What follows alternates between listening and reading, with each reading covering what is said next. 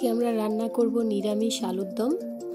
তো আলুর দম করতে আমাদের লাগবে কাঁচা আলু, কাজু, কিশমিশ, কাঁচা লঙ্কা, শুকনো লঙ্কা, গোটা জিরে, আদা, গরম মশলা আর একটু ঘি।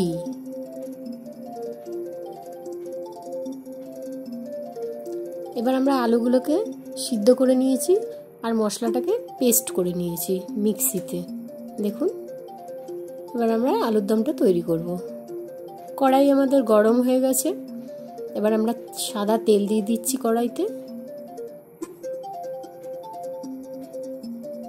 একটু ঘি দিয়ে দেব সাদা তেলের মধ্যে,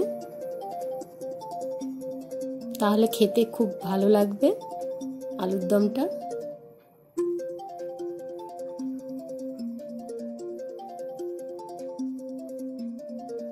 তেলটা এবার গরম হয়ে গেছে, তো আমরা মশলাটা দিয়ে দেব তেলের মধ্যে।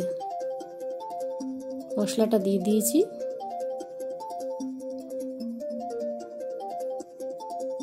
এবার আমরা ভালো করে মশলাটাকে নাড়বো, মানে ভেজে নেব, ভালো করে ভাজবো। মশলাটা আমার ফুটে উঠেছে। এবার হলুদ দিয়ে দিলাম, নুন দেব,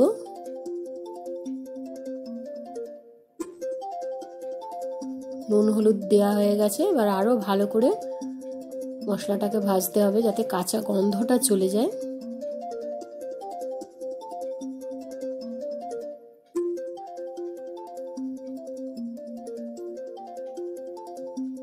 দেখুন, আমাদের মশলা ভাজা হয়ে গেছে। এবার আমরা একটু দিয়ে দেবো গুঁড়ো দুধ। আপনারা যে কোনো গুঁড়ো দুধ এর মধ্যে অ্যাড করতে পারেন, খেতে খুব টেস্ট হয়। আমি প্রথমে দেখাতে ভুলে গেছি, তো এখন বলে দিলাম। দুধটা দেওয়ার পরে আপনারা খুব ভালো করে নেড়ে নেবেন, না হলে দুধটা এক জায়গায় জমে যাবে।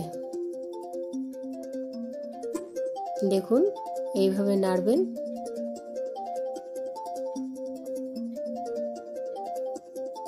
দেখুন, খুব সুন্দর একটা কালার এসছে। এবার আলুগুলো আমরা দিয়ে দেবো।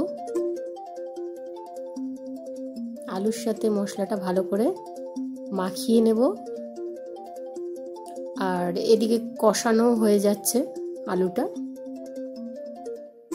মশলার সাথে। আলুটা সেদ্ধ আছে বলে খুব একটা বেশি কষানোর প্রয়োজন নেই। এবার আমরা একটু জল ঢেলে দেব।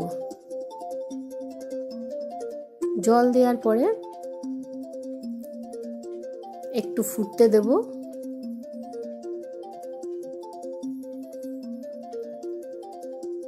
কারণ আলুটা আমাদের সেদ্ধই আছে।